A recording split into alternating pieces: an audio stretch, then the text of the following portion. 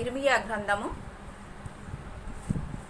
51 అధ్యాయం 17 వచనం అండి.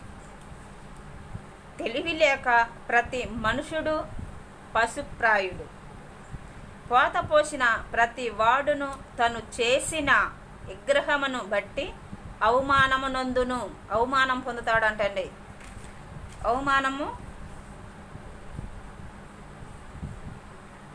అవమానమందును అతడు పోత పోసినది మాయారూపము. హల్లెలూయా. అతను పోత పోసినది దేనికి అంటే ఒక మాయారూపము. దానిలో ప్రాణమేమీ కూడా లేదట. హల్లెలూయా.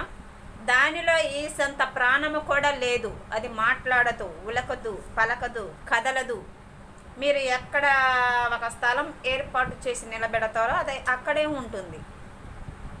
అది ఆశను చెడగొట్టేలా ఉంటుంది. అది మాయారూపం. ఆమేన్. మీరు అలాగా ఉందురుగాక. ఆమేన్.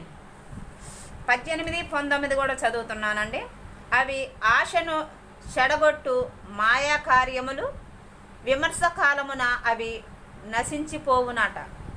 దేవుడు విమర్శించే సమయం వచ్చినప్పుడు అవి నిలబడలేవండి. అది గ్రహించుదురుగాక. ఆమేన్. అవి నిలబడలేవట, నశించిపోవును. యాకోబునకు స్వస్థమగు వాడు అంటివాడు కాడట. యాకోబును రక్షించే దేవుడు, యాకోబు దేవుడు అలాంటి వాడు కాదట. దేవుడు న్యాయపీఠము ఎదుట నిలబడ్డప్పుడు ఆయన పక్కకి వెళ్ళిపోయే దేవుడు కాదట. ఏది న్యాయం, ఏది నీతి, ఏది అసత్యం, ఏది నిజం, ఏది అబద్ధం అనేది ఆయన రుజువుపరచువాడై ఉన్నాడు. ఆమేన్. ఆయనే మన పక్షాన వాదించే వ్యక్తిగా ఉన్నాడు. ఆమేన్.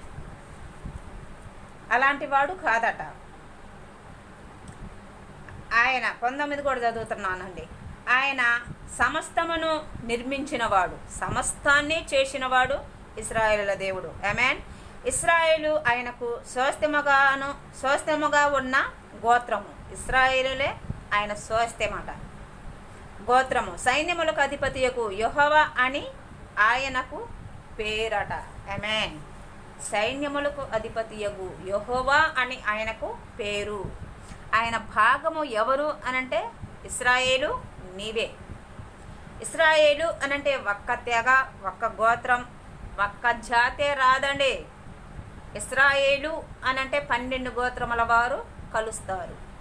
ఆమేన్. యెషయా గ్రంథము 6వ అధ్యాయము 7వ వచనం చదువుతున్నాను. ఇశ్రాయేలు వంశము సైన్యములకు అధిపతియగు యెహోవా ద్రాక్ష తోట. ఆయన భాగం ఏంటి? ద్రాక్షావల్లిని నేను నాటాను అంటాడు కదండి. ఆ ద్రాక్ష తోట ఎవరు అంటే ఇశ్రాయేలుల వంశమట. ఇశ్రాయేలుల వంశము సైన్యములకు అధిపతియగు యెహోవా ద్రాక్ష తోట.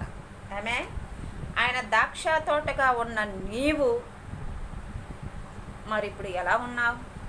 దేనికోసం పరిగెడుతున్నావు? దేన్ని నిర్మించుకున్నావు?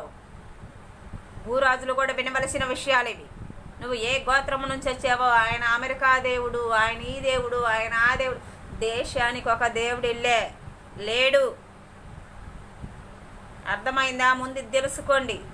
రాజ్య పరిపాలకులను తీసుకొని దేవుడు స్థానంలో నిలబెడుతున్నారండి. రాజ్య పరిపాలకులకి ఘనత ఇవ్వాలి, పూజ కాదు. ఘనత వేరు, పూజ వేరు. పూజ దేవుడికి మాత్రమే చేయాలి. ఘనత మానవుడు పొందుకోగలడు చేసే పనులను బట్టి, కార్యాలను బట్టి. మంచి కార్యాలు, మంచి పరిపాలన ప్రజలకు అందించారా, ఆ రాజు ఘనుడు, ఘనత వహిస్తాడు. ఘనత వహించిన రాజును దేవుడి స్థానంలో నిలబెడుతున్నారు ఇప్పుడు జనం. రాజులను పట్టుకొనే దేవుళ్ళు అంటున్నారండి. వాళ్ళు దేవుళ్ళు కాదు, రాజ్య పరిపాలకులు. దేవుడి కింద పనిచేసిన దూతలుగా ఉన్నవారు వాళ్ళు. విగ్రహాలు మీరనే వాళ్ళ పేర్లు మొత్తం అవే. ఆమేన్. అది మీరు గ్రహించుదురుగాక. యేసు నామములో మీ హృదయాలు తెరవబడునుగాక.